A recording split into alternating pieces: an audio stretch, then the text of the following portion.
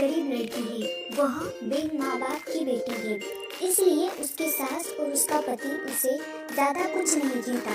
गीता के घर में गीता की ही चलती थी।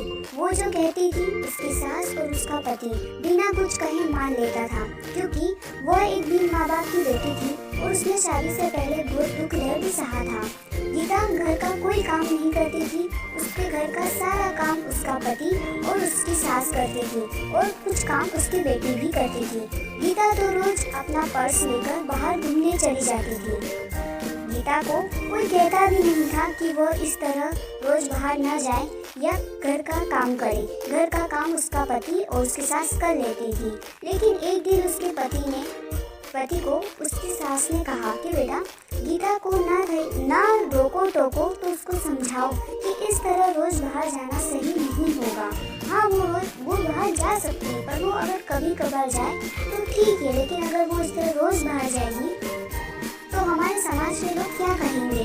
ये सब सुन के गीता का पति बहुत परेशान रहने लगा। उसे समझ ही नहीं आता था कि वो करे तो क्या करे। अगर वो गीता को कुछ कहता था तो गीता नाराज हो जाती।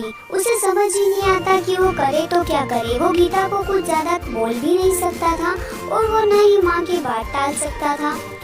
इसी तरह गीता रोज अपने ससुराल वालों को कुछ न कुछ कहती रहती। घर में कुछ भी करना हो गीता की ही चलती थी। वो अपने पति और अपनी सासू को बहुत बातें सुनाती थी। अगर उनसे कोई काम ठीक से नहीं होता तो भी वे उन्हें डांट लगाती थी। फिर भी उसका पति और उसकी सास चुपचाप उसकी सारी बातें सुनते रहते थे, ये सोचकर कि कभी ना कभी गीता को एहसास होगा कि वो जो व्यवहार करती है वो सही नहीं है।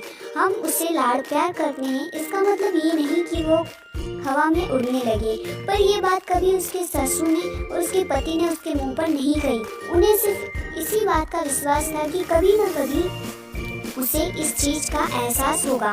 एक दिन ऐसे ही गीता अपनी सहेली रश्मि से मिलने जाती है। वो दोनों काफी दिनों के बाद मिलती है।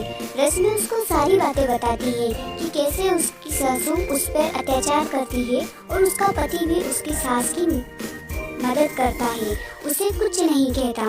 उसकी सास उसके पति को उसके खिलाफ भड़काती भी रहती है। वो चाहे कितना भी काम कर ले, कितनी भी अच्छी तरीके से घर की सारी साफ सफाई करे, सारा काम करे, फिर भी उसकी सासू उसमें नोकझोंक निकाली देती थी और उसका पति भी उसकी माँ का साथ देता था।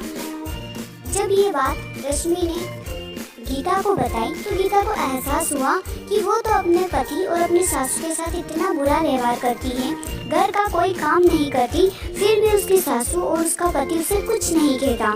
वो उन्हें बार बार छोटी छोटी चीज़ों के लिए हजारों बातें सुनाती है, फिर भी उसके सासू ने उसे कभी नहीं डांटा। ये सुनकर गीता को अपनी गलती का एहसास होता है और वह घर जाकर अपनी सासू के सामने रोने लगती है। उन्हें सब बात बताती है कि उसे उसकी गलती का एहसास हो गया है कि उसने कितना गलत किया। तब उसकी सास उसे कहती है कि बेटा रो मत, हमें विश्वास था कि तुम्हें एक न एक दिन अपनी गलती का एहसास होगा और तुमने गलती चाहे कैसी भी की हो, लेकिन तुम्हें अपनी गलती का एहसास हो गया, बस यही बड़ी बात है। अब हम सब साथ मिलकर हंसी खुशी रहेंगे।